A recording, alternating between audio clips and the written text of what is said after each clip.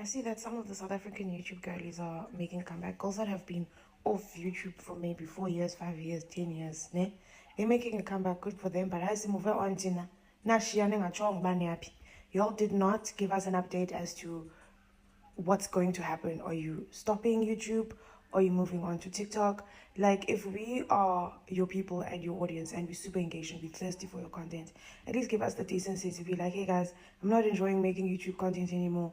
Let's move on over to the other app or this app, right? So that when you one day decide to make a comeback, we know why you left number one, whether it's because you're mentally drained, you're taking a social media break or a content creation break, or you're just moving over platforms. So that when you decide to move back, we can support you, not this thing of just leaving us hanging and then 10 years down the line you come back.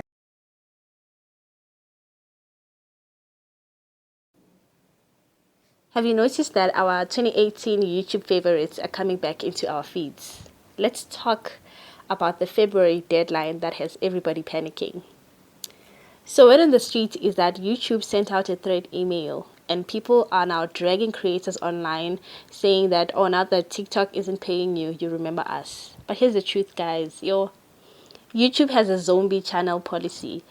So what that is that it means that if you don't post or upload a video on your community tab for about 6 months, YouTube reserves the right to kick you out of the partnership program.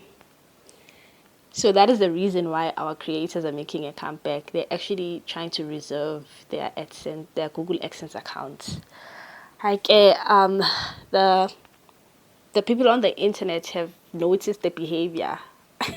People are saying that I shame no matter as soon as umuntu nje athola umjolonyana, as soon as ahlangisa umfana, uyakhohlwa ukuthi usasane channel. So now everybody is rushing to hit the upload button before the end of the month so that Google AdSense doesn't cut them off. So just born with love.